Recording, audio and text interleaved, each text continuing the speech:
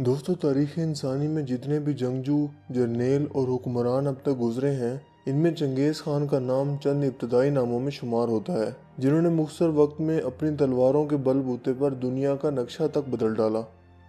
چنگیز خان کو تاریخ میں خوف، دہشت اور بربریت کا ایک بھیانک باپ جانا جاتا تھا۔ وہ ایک منگول سردار تھا جس نے 13 سال کی عمر میں تلوار اٹھائی اور 40 سال کی عمر میں پہنچ کر وہ چنگیز خان بادشاہوں کا بادشاہ بن گیا۔ چنگیز خان 1162 عیسوی کو دریائے انان کے علاقے میں پیدا ہوا۔ اس کا اصل نام تموجن تھا، جس کا مطلب ہے لوہے کا کام کرنے والا۔ صحرائے گوپی کے شمال میں دریائے کیرولین اور دریائے اونان کی زرخیز وادیوں میں ان گنت قبائل آباد تھے، جن میں سے کچھ منگول قبائل بھی تھے۔ انہی منگول قبیلوں میں لیسوکائی نام کے شخص کے گھر ایک بچے کی ولادت ہوئی، جس کا نام اس نے تموجن رکھا۔ تموجن کی پیدائش پر قبیلے کے چند دانا لوگوں نے یہ پیشن گوئی کی کہ یہ لڑکا بڑا ہو کر ظلم و جابر اور جنگجو حکمران بنے گا۔ دوستو، منگول قوم ایک وحشی قسم کی شکاری قوم تھی۔ یہ علاقہ چونکہ برفانی تھا، لہٰذا انہیں برف باری، سردی اور بھوک سے بچاؤ کے لیے کھالوں اور خوراک کی ضرورت ہوتی تھی۔ لہٰذا یہ لوگ چھپ کر اور گھات لگا کر 12 سنگوں کا شکار کیا کرتے تھے۔ یہ لوگ سردی سے بچنے کے لیے جانوروں کے گوشت کے ساتھ ساتھ ان کی آنتیں تک کھا لیتے تھے اور ان کا خون بھی پی جاتے تھے۔ جس وقت تموجن پیدا ہوا، اس کی قوم سینکڑوں خاندانوں میں تقسیم ہو چکی تھی، حتیٰ کہ ان کا اپنا قبیلہ بھی ان سے ناراض تھا۔ ابھی تموجن چھوٹا ہی تھا کہ اس کے باپ کو اس کے دشمنوں نے زہر دے کر ہلاک کر دیا۔ یہ وہ لمحہ تھا جس نے تموجن کا بچپن اس سے چھین لیا اور اس کی زندگی کو ایک نیا موڑ دے دیا۔ اس وقت وہ بالکل تنہا ہو کر رہ چکا تھا، لہٰذا اپنی ماں کے زیر سایہ اپنے دوسرے بہن بھائیوں کے ہمراہ وہ پروان چڑھتا رہا۔ اس کی ماں اکثر راتوں کو اسے اپنے پاس بٹھا کر اس کے آبا و اجداد کی بہادری اور جرأت کے واقعات اسے سنایا کرتی تھی، جس کا تموجن پر بہت گہرا اثر ہوا کرتا تھا۔ لہٰذا اسی کی بدولت وہ بچپن سے ہی نڈر اور بہادر بن گیا تھا۔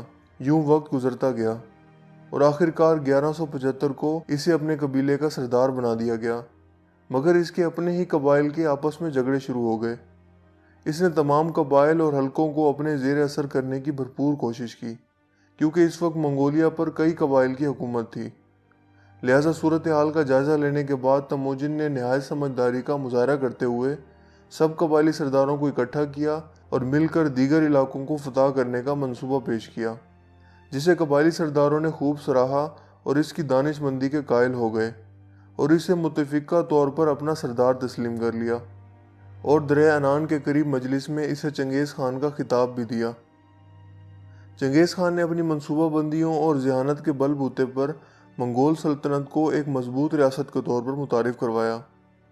اس نے منگول سلطنت کی فوج کی تعمیر نو کی اور دیگر اداروں کو بھی مضبوط کیا۔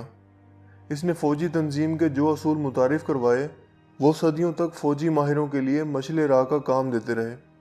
اس نے چین کو 2 مرتبہ فتح کیا اور 1214 اور 1218 میں 2 چینی ریاستوں ہیا اور کن پر قبضہ کر لیا۔ دوستو، چنگیز خان کی حکمت عملی اور جنگی منصوبہ بندی نے چینیوں کی کمر توڑ کر رکھ دی اور وہ بے بس ہو کر رہ گئے۔ اسی دوران چنگیز خان کی فوج بھی چین کی سرزمین سے کافی حد تک واقف ہو چکی تھی، لہٰذا اس نے آس پاس کے ان شہروں کو فتح کرنے کا ارادہ کیا جن کے گرد قلعے اور فصیلیں بنی ہوئی تھیں۔ اس نے جنگی حربے کے طور پر اس ڈر اور خوف کو استعمال کیا جو اس علاقے میں پھیل چکا تھا۔ اس نے چینی لشکروں پر اپنی دہشت پھیلانے کے لیے اعلان کیا کہ جو منگولوں کے سپاہیوں سے جنگ کرے گا، اس میں سے کسی کو بھی زندہ نہیں چھوڑا جائے گا، اور جو چنگیز خان کی اطاعت کرے گا، اسے کچھ بھی نہیں کہا جائے گا۔ دوستو، چنگیز خان کی زندگی کا اہم واقعہ 1219 میں پیش آیا، جب اس کے چند سفیر جو مختلف ممالک میں بھیجے گئے تھے قتل ہو گئے۔ چنگیز خان نے اس واقعے کو عالمی سطح پر ابھارا اور اس دن وہ دنیا کو فتح کرنے کے ارادے سے نکل کھڑا ہوا۔ اسی سال اس نے شمالی چین اور افغان سرحد کے کئی علاقے فتح کیے۔ اس کے علاوہ بخارا، سمرقند، شاپور، ہرات، ترکستان، آذربائیجان، تبریز اور خراسان پر بھی حملہ کر کے انہیں فتح کر لیا۔ اس کی فوجوں نے جنوبی روس اور شمالی ہند تک یلغار کی۔ وہ 6500 کلومیٹر رقبے کا مالک بن گیا۔ اس کی سلطنت شمالی چین سے جارجیا تک پھیلی ہوئی تھی، اور اس نے اتنی بڑی سلطنت کے حصول کے لیے 84 لاکھ لوگ قتل کروا دیے تھے۔ اس لحاظ سے اسے تاریخ کا شفاق ترین حکمران بھی سمجھا جاتا ہے۔ مگر یہاں سوال یہ پیدا ہوتا ہے کہ آخر یہ سب ممکن کیسے ہوا؟ چنگیز خان نے آخر آدھی دنیا کو فتح کیسے کیا؟ دوستو، یہ ایک بہت ہی دلچسپ حقیقت ہے۔ در حقیقت بچپن سے ہی ذہانت اور بہادری کی بدولت مشہور ہونے والے چنگیز خان نے جنگی حکمت عملی کے لیے 2 فارمولے اپنائے تھے۔ پہلا فارمولہ اس کی رفتار تھی۔ اس کے لشکر کی رفتار بہت زیادہ تیز تھی۔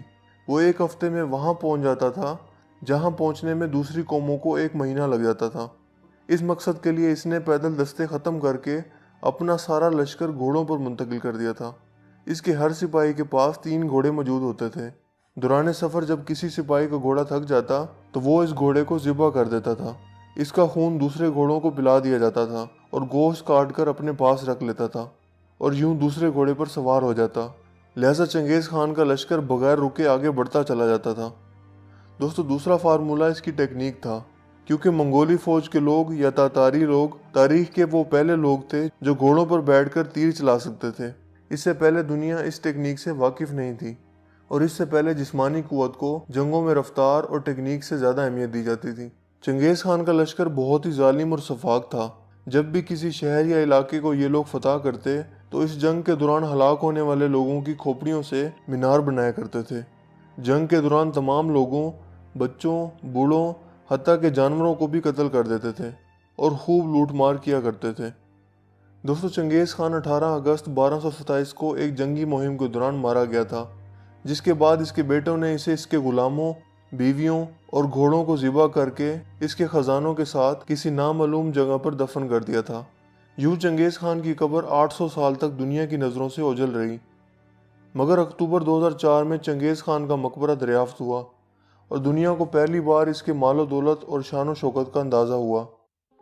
دوستو، چنگیز خان کے بارے میں یہ بھی کہا جاتا ہے کہ وہ مسلمانوں پر بھیجا ہوا اللہ کا ایک عذاب تھا، جس کی حقیقت کچھ یوں ہے۔ چنگیز خان کے کچھ آدمی تجارت کی غرض سے خوارزم کی طرف نکلے۔ خوارزم کے بادشاہ علاؤ الدین خوارزم کے ایک گورنر نے انہیں لوٹ لیا، اور جب یہ خبر چنگیز خان تک پہنچی تو اس نے اپنا ایک اور وفد علاؤ الدین خوارزم کی طرف بھیجا کہ اسے اور اس کے لوگوں کو انصاف دیا جائے۔ مگر علاؤ الدین خوارزمی نے جوابی طور پر اس وفد کے ہر ایک آدمی کو قتل کر دیا اور صرف ایک آدمی کو زندہ چھوڑ دیا، اور اس کی آدھی مونچھ، آدھے بال اور آدھے سر کے بال کاٹ کر اسے چنگیز خان کی طرف بھیج دیا کہ یہ اس کا انصاف ہے۔ اس وقت چنگیز خان شکار کرنے میں مصروف تھا۔ جب اسے یہ خبر ملی تو وہ ایک پہاڑی پر چڑھ کر پکارا، اے مسلمانوں کے خدا، اے مسلمانوں کے اللہ، تیرے بندوں نے مجھ پر ظلم کیا اور مجھے تجھ سے اس کا بدلہ چاہیے۔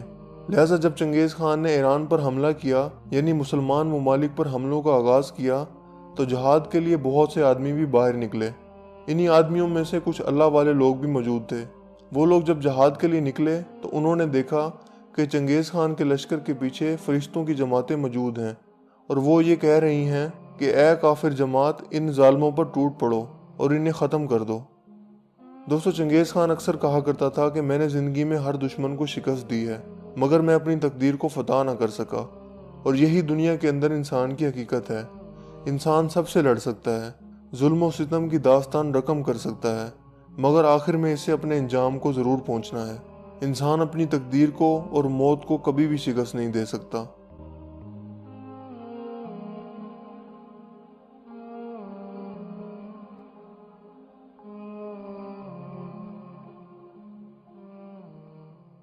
دوستو، مجھے امید ہے کہ آج کی ہماری ویڈیو آپ کو انفارمیٹیو لگی ہوگی اور پسند آئی ہوگی۔